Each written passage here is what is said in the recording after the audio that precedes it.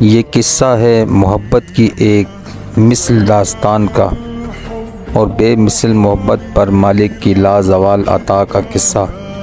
وہ ایک گمنام بوڑھا شخص جسے اپنی مادری زبان بلوچی کے علاوہ کوئی اور زبان نہ آتی تھی، عربی تو کجا سے اردو تک نہ آتی تھی۔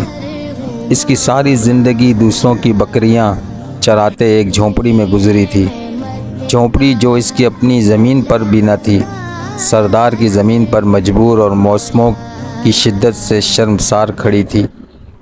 جھونپڑی بس ایسی تھی کہ آسمان، ساری دھوپ، ساری گرمی، سردی اور بارشوں کا سارا پانی اس میں سے گزر کے بابا جی پر آ برستا تھا۔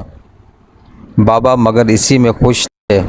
شکوہ کیا ہوتا ہے شاید بابا یہ جانتا بھی نہ تھا۔ جتنا میسر تھا اس سے زیادہ کی اسے پرواہ بھی نہ تھی، نہ اس بات کی پرواہ کہ اس کے پاس یکا چھوڑ موسموں سے بچنے والا کوئی کچا کوٹھا تک نہ تھا۔ اس کا ملال کہ اس کے پاس زیست کرنے کو معمولی سا سامان بھی نہ تھا۔ اس کی فکر کہ اس کا روزگار بس اجرت پر دوسروں کی بکریاں چرانا تھا، اس کے سوا کچھ نہ تھا۔ عجیب شخص تھا کہ وہ بکریاں چرانے کی انبیاء کی سنت پر ہی عمل پیرا نہ تھا۔ اس کے دل میں ایک اور سنت بھی چپکے پل رہی تھی اور بڑھ رہی تھی۔ وہ آرزو تھی سونے کا گھر دیکھنے کی، سونے مدینے والے کا گھر دیکھنے کی خواہش تھی، زیارت بیت اللہ کی سعادت پا لینے کی انبیاء کی سنت، نبی کی بستی سے آنکھیں ٹھنڈی کر لینے کی سعادت کی آرزو۔ زاد راہ اس کے پاس کیا ہوتا کہ جس کے پاس زاد زندگی ہی نہ تھا، مگر تمنا تھی اور بڑی منہ زور تمنا تھی۔ وہ بکریاں چراتا رہا، اجرت پر چرائی بکریوں سے اپنے حصے کے بچے وصولتاً رہا۔ یوں ہی کوئی ایک اور بچہ اس کے حصے میں آتا، اسے لگتا سونے کا گھر اس کے نصیبے کے کچھ اور قریب آ لگا ہے۔ وہ ہر ایک سے اجرت میں آئے بچے کے ساتھ سونے کا گھر دیکھنے کی اپنی خواہش بھی پالتا رہا۔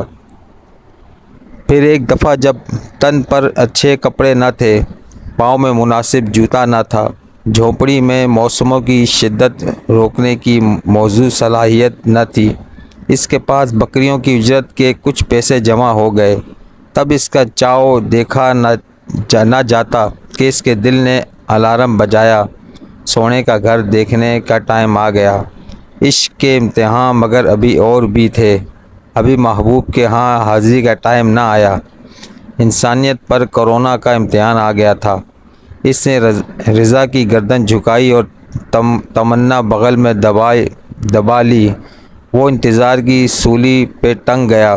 کرونا گزرا تو در محبوب تک جانے کے لیے زاد راہ اور بڑھ گیا تھا۔ اسی دوران اس کے پاس مگر کچھ بکریاں آ گئی تھیں۔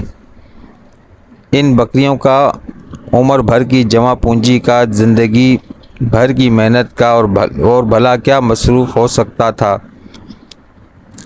اس نے بکریاں بیچیں،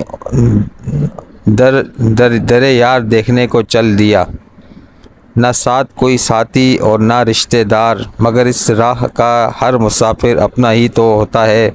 ایک تھیلا بغل میں دبائے بالآخر ایک سویرے وہ سونے کے مدینے میں کھڑا تھا۔ اسے اپنے نصیب پر یقین نہ آتا تھا۔ وہ ڈھلکے کاندھوں کے ساتھ بہت آرام سے حرکت کرتا تھا کہ یہ مدینہ تھا جہاں بایزید بھی سانس گم کر بیٹھے۔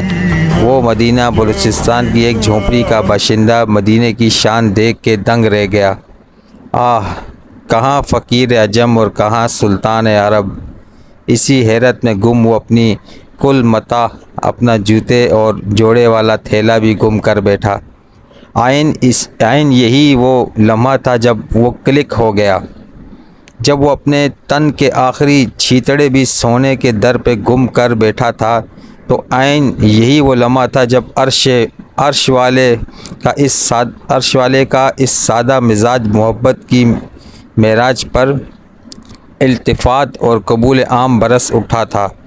عین اسی وقت اسی لمحے آسمانی میڈیا حرکت میں آیا اور صحابہ کے حلیے والا بزرگ کے نام سے وہ عرب و عجم کے میڈیا پر وائرل ہو گیا۔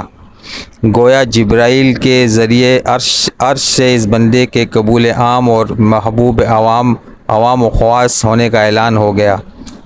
اب خود اسے معلوم نہ تھا کہ وہ جو اپنے تئیں گم ہوا پھرتا ہے، اس سے زیادہ مدینہ اور اہل مدینہ کی دنیا میں مشہور کوئی نہیں۔ سبھی جانتے ہیں کوئی 30 لاکھ کے قریب اس بار زائرین ارض مقدس میں تھے۔ ان میں کروڑ پتی بھی ہوں گے اور ارب پتی بھی۔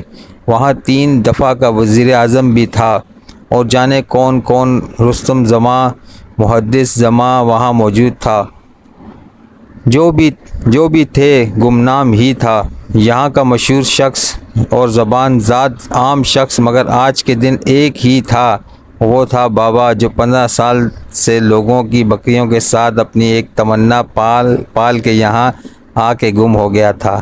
وہ بکری پالتا تھا تو یقیناً اس کا مالک بھی تو بڑا لجپال تھا۔